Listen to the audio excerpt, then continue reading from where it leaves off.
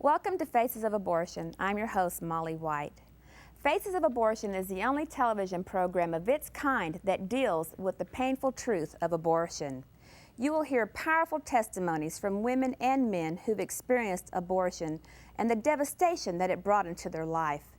You will hear the truth about abortion from scientific and legal evidence that you may have never known. You will also be given practical steps that you can take to help end abortion in America. And if you're hurting from abortion, we want you to know that Jesus saves and He forgives and He heals. We also have a 1-800 helpline number that you can call and talk to a caring person on the other end who will listen to you, pray for you, and help you find an abortion recovery group in your area to help you heal from abortion. So it just overwhelmed me. And I thought the only way to escape the pain was to take my life. I had a fear that I wouldn't be able to have my own children. It brings heartache. It brings hurt. And I knew they were tearing my baby apart. I remember the cold feeling of the room. I remember laying there and I just said to myself that I will never forgive myself for what I'm doing. I believe that my life was spared that night just so that I could be here right now and say abortion hurts women.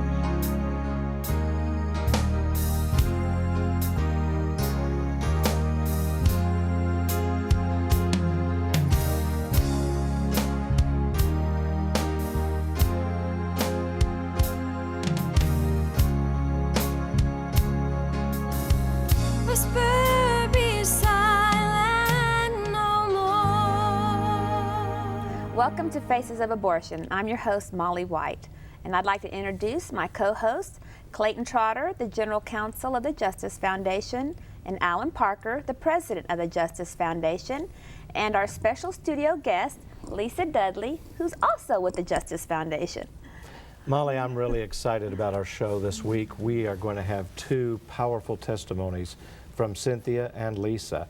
And I think people who watch this program are going to see a face of abortion that they've never seen before. They're going to learn things that are going to change the way they look at this issue. And it's an issue that everyone in America needs to be concerned about. That's right.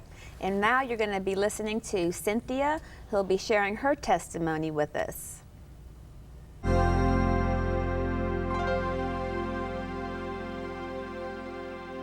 I was 19 years old when I had become pregnant with my first child.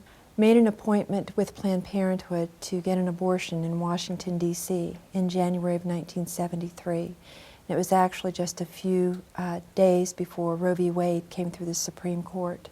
And I can remember landing in Washington, D.C. at Dulles Airport, being picked up, taken over to the abortion facility, and herded into a room of about 40 different women that I had never seen before, will never see again. And each one of us was herded into a room where there was an abortionist, and I thought, this seems like a concentration camp and like I'm going into a gas chamber, but it looked like there was no way out. Once I was in there, I was too afraid and too intimidated to move out again. So as I laid on the abortion table, an abortionist or a doctor came in there and he slapped me on the side of my leg and he said, "This will be over in just a few minutes." And so within about 10 to 15 minutes, my baby was ripped from my womb.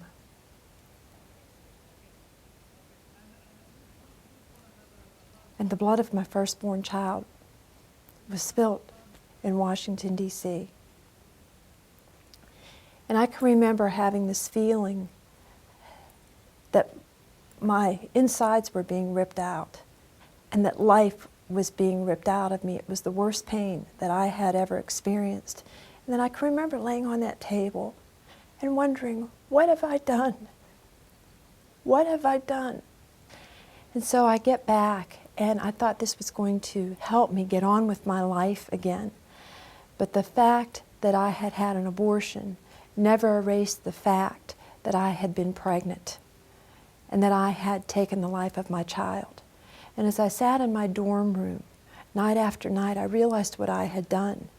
And I immediately started to remove all of those promises that I had made, that I would never smoke, drink, use drugs, do all of the wild partying. And one by one, I started to use drugs, alcohol, bulimia, all of these things to try and stuff the pain in my life. But the other thing that I started to do, because I felt so worthless of what I had done in taking the life of my child, was that I entered into more sexual relationships, because I thought that even that type of sexual relationship would replace the pain, and then it would also help me to have another child, to replace the baby that I had killed. And so I became pregnant again, and I aborted. I became pregnant again, and I aborted. And it ended up that I was on this nightmare of an abortion mill that I had aborted 6 times. And I never thought that when I was a little girl that I would ever do this. I never thought that my life would end up that I had taken the life of 6 of my children. And I wanted to commit suicide. By that time, I'd come to the end of myself, and I cried out to God. And I asked Him for help, because I had no other place to turn to. He took me from the life that I was in, literally 1,200 miles away, even from all of the pain, to turn my life over to Jesus Christ. I met my husband. We got married. We desired to have a child. I didn't think about this when I was 19, of the consequences of abortion, and that I might not ever be able to have a child. So we conceived our first child within the first year of our marriage. And I went to the doctor, and the doctor said to me, "Cynthia, it looks like you're trying to miscarry this child. You need to have an ultrasound."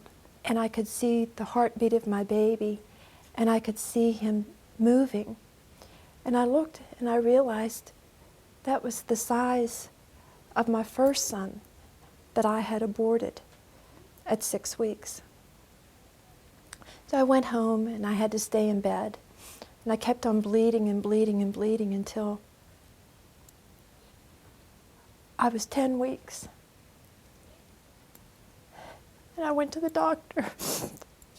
And the doctor told me that it looks like the baby has died inside of you. Your uterus is starting to contract, and it looks as though the baby is going to naturally miscarry. And they went ahead and they performed a D&C on me. And in there I just cried out to God again and said, "Lord, what have I done? Because even this child is having to suffer from the choices that I made so long ago. Lord, forgive me." And at that moment, a woman came in and she prayed with me and assured me that my children, all of them, were in heaven, even this one. So for 5 years after that, I wasn't able to have any children. And I'd come to the resolution that because of the choices that I had made, that even though God forgave me, that the physical consequences of abortion had caused me to be barren. And at that moment, that night, the Lord gave me a promise that I would have a son. And He opened up my womb 2 months later. And 9 months later, my son, John Christian, was born. But that did not come without consequence, because I started to bleed again. I started to